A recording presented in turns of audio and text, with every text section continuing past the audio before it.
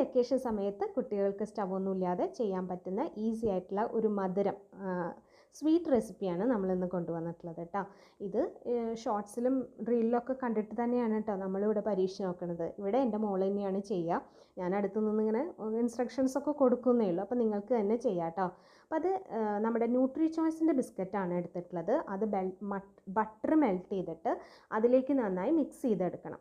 ആവശ്യത്തിന് നോക്കി ബട്ടർ കുറേശ്ശെ ഒഴിച്ച് കൊടുത്തിട്ട് മിക്സ് ചെയ്യുക. ഇത് നമ്മളൊരു ജാറിലേക്ക് ഈ സ്വീറ്റ് സെറ്റ് ചെയ്യണ ഒരു ജാറിലേക്ക് ഇട്ട് കൊടുക്കുക. ഇതിന് വലിയ ജാറോ അതല്ലെങ്കിൽ ഒരാൾക്ക് കഴിക്കാൻ പാകത്തിനുള്ള ഐസ്ക്രീം കുഞ്ഞു ബൗളുകളോ എങ്ങനെ വേണമെങ്കിലും എടുക്കാം കേട്ടോ.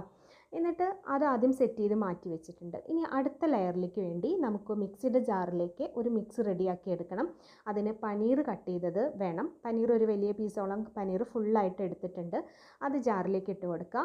അതുപോലെ അതിൻ്റെ കൂട്ടത്തിൽ നമുക്ക് വേണ്ടത് ക്രീമാണ്. ക്രീം വേണം കുറച്ച്. പിന്നെ കണ്ടൻസ്ഡ് മിൽക്കാണ് അതിന് മധുരം കൊടുക്കുന്നത്. പഞ്ചസാരയൊന്നും വേറെ ഇടുന്നില്ല. എന്നിട്ട് അതും കൂടെ ചേർത്ത് നന്നായി ഒന്ന് അടിച്ചെടുക്കാം. ഇത് ആക്ച്വലി കുറച്ച് ലൂസായിട്ടാണ് ഞങ്ങൾക്ക് കിട്ടിയത്. ഇതുപോലെയല്ല, കുറച്ചും കൂടെ തിക്കായിട്ട് വരും കേട്ടോ.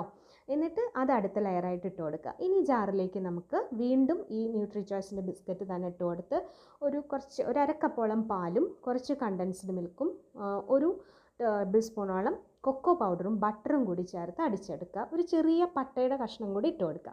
അത് ഇനി ടോപ്പ് ലെയറായിട്ട് സെറ്റ് ചെയ്യുക. നിങ്ങളുടെ ഇഷ്ടത്തിന് ഡെക്കറേറ്റ് ചെയ്യുക. കുറച്ച് നേരം ഫ്രിഡ്ജിൽ വെച്ചിട്ട് കഴിക്കാം.